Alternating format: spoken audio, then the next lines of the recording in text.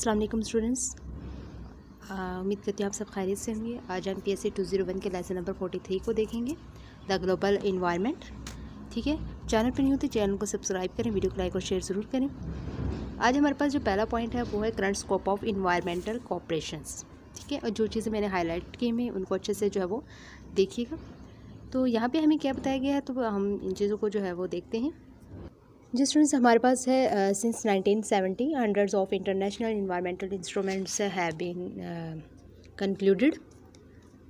देखिए 1970 से अब तक दुनिया में हज़ारों इंटरनेशनल इन्वायरमेंटल एग्रीमेंट्स जो है वो बन चुके हैं, बाइंडिंग या नॉन बाइंडिंग दोनों तरह के। ठीक है, इन एग्रीमेंट्स में से लगभग थाउजेंड्स ऐसे लीगल डॉक्यूमेंट्स हैं जिनमें इन्वायरमेंट से मुतालिक जो है वो क्लॉजेज मौजूद हैं। ठीक है, ज़्यादातर मुल्क इन एग्रीमेंट्स के जो है वो सिनोरीज हैं, यानी उन्होंने इन पर जो है वो दस्तखत किए हैं, यानी सिग्नेचर किए हुए हैं और वो इनको जो है वो मानते भी हैं इस चीज़ को। ठीक है, इन्वायरमेंटल लॉ सिर्फ मुल्कों तक महदूद नहीं बल्कि कॉरपोरेशंस यानी companies, inter governmental organisations, non governmental organisations यानी NGO और IGOs होगी। ठीक है, और ये भी जो है वो इसमें अहम किरदार अदा करती हैं। ठीक है, इन्वायरमेंटल लॉज 1992 में रियो दी जेनेरो में जो है वो अर्थ समिट हुआ, जहां तमाम दुनिया ने ये जो है वो एक्सेप्ट किया कि आज के इकोनॉमिक और सोशल सिस्टम सस्टेनेबल नहीं, यानी ये तरीका जो है वो ज़्यादा देर तक नेचर के लिए अच्छा नहीं है। तो पहले जो 20वीं सेंचुरी के शुरू में इन्वायरमेंटल एग्रीमेंट्स ज़्यादातर इन चीज़ों पर थे, यानी जो हमारे नेविगेशन हो गई, समंदर में जो है वो जाने के रास्ते हो गए, फिशिंग राइट्स की हिफाजत हो गई, ख़ास एनिमल्स की प्रोटेक्शन हो गई। अब ये एग्रीमेंट्स ज़्यादा जो है वो वाइड और सीरियस हो गए हैं। रिसर्च और मॉनिटरिंग के अलावा पोल्यूशन जो है वो कम करने के डायरेक्ट स्टेप्स भी इंक्लूड किए जाते हैं। ठीक है, इसके बाद स्टूडेंट्स हमारे पास जो है स्कोप आ जाता है। The scope of international agreements has expanded greatly from transboundary to global pollution agreements.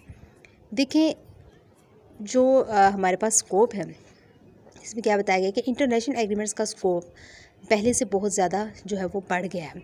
सिर्फ बॉर्डर के उस पार के पोल्यूशन तक नहीं, अब पूरे ग्लोबल पोल्यूशन तक जो है वो ये डील करते हैं। पहले सिर्फ कुछ ख़ास जानवरों की हिफाजत होती थी, अब जो है वो प्योर इकोसिस्टम की, पूरे इकोसिस्टम की जो है वो होती है। ठीक है, पहले सिर्फ जो है वो लेक्स जो यानी झीलें हैं उनमें जो है वो एमिशंस कंट्रोल होते थे, अब जो है वो पूरी जो नदियों का जो सिस्टम है, रिवर बेसिन का जो है वो इंतज़ाम होता है।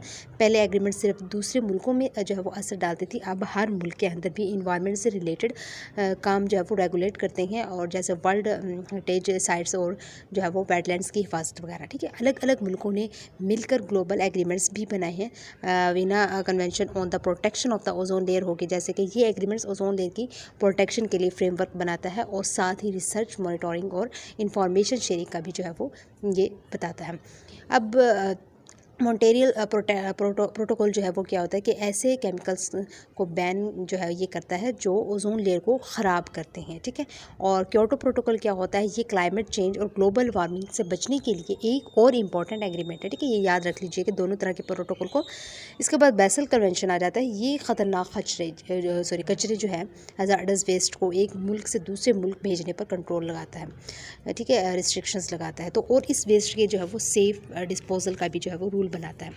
लंदन गाइडलाइंस में जो है वो इंटरनेशनल ट्रेड में केमिकल्स के बारे में इंफॉर्मेशन शेयर करने के रूल्स जो है वो होते हैं। और एशिया में जैसे कि एशियन कंट्रीज़ ने भी एक एग्रीमेंट किया, convention on the conservation of nature, और इसमें इकोसिस्टम की प्रोटेक्शन और रेयर जानवरों के लिए इलीगल ट्रेड पर जो है वो कंट्रोल है। ठीक हो गया, इसके बाद हम आ जाते हैं इन्वायरमेंटल कंसर्न्स एंड IR पर।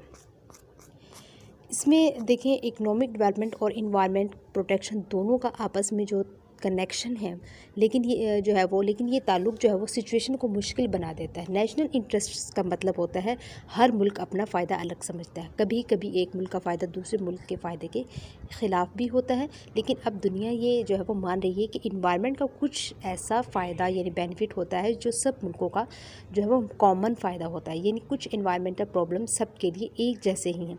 ओजोन लेयर का मसला क्या होता है कि जैसे अगर ओजोन लेयर डैमेज होती है तो उसका नुकसान अमेरिका, इंग्लैंड, जर्मनी सबको होगा। तो इसलिए सबका कॉमन इंटरेस्ट है कि ओजोन लेयर को प्रोटेक्ट किया जाए। इसी तरह मेरीन पोल्यूशन हो गया, जो समुद्री आलूदगी होती है, ठीक है। हज़ार्डस वेस्ट का ट्रांसपोर्ट हो गई, यानी जहरीला जो कचरा इधर उधर भेजना होता है उसके बारे में, और ग्रीन हाउस गैसेस की ज़्यादा जो है वो, ये सब ऐसे मसले हैं जिनके लिए ग्लोबल कोऑपरेशन यानी दुनिया भर के मुल्कों का मिलकर काम करना बहुत ज़्यादा ज़रूरी है, ठीक है। तो इसके बाद जो है वो स्टूडेंट्स हम आ जाते हैं नीचे सम अदर इश्यूज़ पर भी आ जाते हैं। तो यहाँ पे हमारे पास क्या बताया जाता है कि पोल्यूशन और रिसोर्सेज का जो ख़राब होना, जैसे नदियों का ज़मीन से कट जाना, जो है एरोडेड वाटर्स हेड्स, ठीक है, इनको पहले से रोकना ज़्यादा बेहतर है, क्योंकि जब नुकसान हो जाता है तो ये या तो वो वापस ठीक नहीं होता, इरिवर्सिबल होता है मतलब, या फिर ठीक करने के जो है वो ख़र्चा जो है वो वहाँ पर बहुत ज़्यादा हो जाता है। तो नेचुरल इन्वायरमेंट का डैमेज का जो एक्यूरेट अंदाज़ा लगाना जो है मुश्किल हो जाता है। तो इसलिए कंपनसेशन यानी ताउन जो है या नुकसान का मुआवजा से सही तरीके से जो है वो नहीं दिया जा सकता। सो आजकल के इंटरनेशनल इन्वायरमेंटल एग्रीमेंट्स ये जो है वो एक्सेप्ट करते हैं कि हर रेलेवेंट पार्टी को इन एग्रीमेंट्स में शामिल करना ज़रूरी है, ताकि सब मिलकर जो है वो ये जिम्मेदारी उठाएं। डेवलपिंग कंट्रीज़ को ज़रूरत होती है कि इकोनॉमिक इंसेंटिव्स यानी मुआशी फ़ायदे, टेक्निकल असिस्टेंस यानी टैक्स सपोर्ट, फाइनेंशियल सपोर्ट यानी माली मदद हो गया, और अलग तरीके का इम्प्लीमेंटेशन प्लान जो उनके जो है वो हालात के मुताबिक हो। ये बात जो है वो सब जानते हैं कि पॉवर्टी भी इन्वायरमेंट का बहुत बड़ा नुकसान करती है। इसलिए अगर लोगों की बेसिक ज़रूरतें पूरी ना की जाएं तो इन्वायरमेंट का जो बचाव है मुश्किल हो जाता है। तो इन्वायरमेंट को बचाने के लिए कंट्रीज़ के दरमियान कोऑपरेशन चाहिए, और हर मुल्क के अंदर भी अलग अलग ग्रुप्स का मिलकर काम करना ज़रूरी है। तो सस्टेनेबल प्रोटेक्शन का मतलब होता है कि इन्वायरमेंट और इकोनॉमिक ग्रोथ दोनों को साथ लेकर चलना। तो इसमें इन्वायरमेंटल रूल्स और ट्रेडिंग सिस्टम्स का इंटीग्रेशन यानी जो है वो बहुत ज़्यादा ज़रूरी होता है। ठीक हो गया। इसके बाद ये रेडमेड वोकैबुलरी आ जाती है स्टूडेंट्स, तो इनको आप देख लीजिएगा। तो ये जो था आपका 43 लेक्चर कंप्लीट हो गया। इंशाल्लाह मिलते हैं नेक्स्ट लेक्चर में। Thank you so much and अल्लाह हाफिज़।